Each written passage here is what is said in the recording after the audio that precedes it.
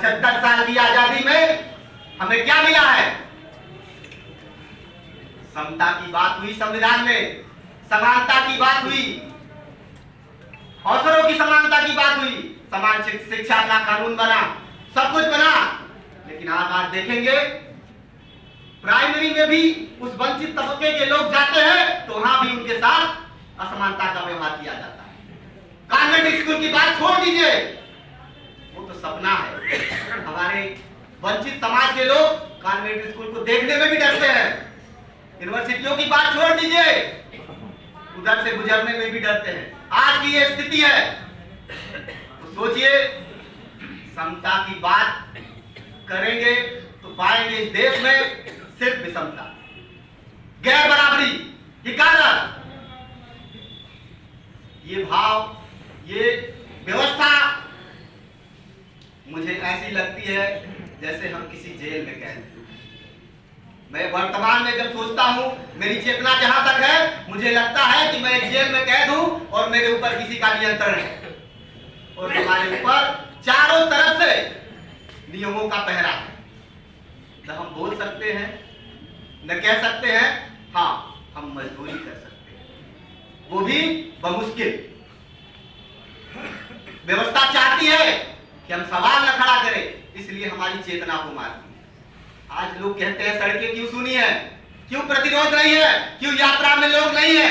इसलिए नहीं है कि इस व्यवस्था ने इतना उलझा के रखा है कि तुम सिर्फ कमा सको, तुम अपना पेट भर सको और तुम्हारे लिए कोई व्यवस्था नहीं है। तुम अपने लिए बैठ के 10 मिनट अपने समाज के लोगों के साथ, अपने दोस्तों के साथ बात नहीं कर सकते। ऐसी व्यवस्था बना दी गई है। आज ऑनलाइन बाजारों का मार्केट आप देखेंगे, मोबाइल से आप सामान बुक करिए, सब्जी से लेके जरूरत का सुई तक आपके घर पहुंचा जाता है।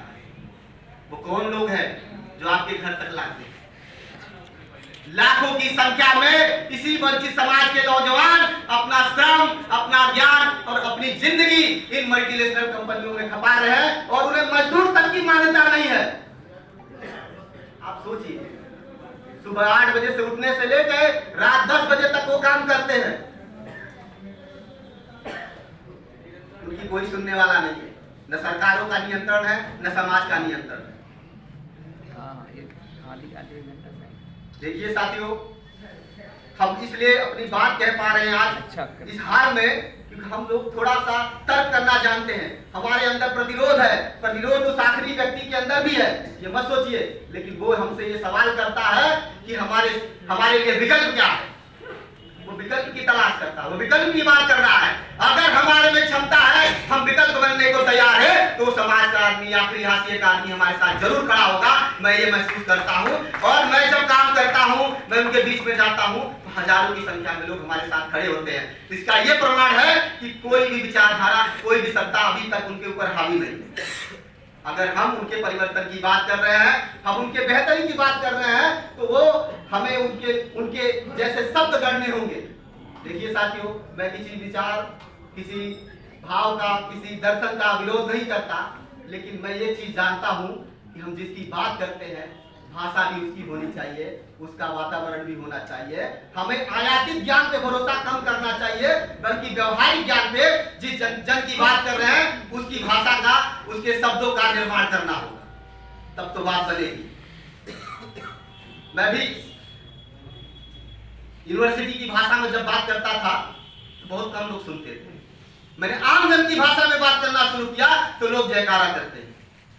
तो इस बात को समझना होगा। विचार लीजिए, जरूर लीजिए, लेकिन उसमें सृजन करिए, उसमें नवीनीकरण करिए और उसको लोगों के विचारों से मिलाने का काम करिए। जब तक ये काम नहीं होगा, मुझे नहीं लगता कि सड़कें आबाद होंगी। तो इसी बात के साथ मैं अपनी बात को समाप्त करता हूँ। इनकलाब जिंदाबाद। मुझे पता है कि आप लोग इस देश को नया रूप देंगे। नए सपने जो आजादी में हमारे नायकों ने देखे थे, जो स्वराज का सपना था, वो पूरा होगा। जिंदाबाद।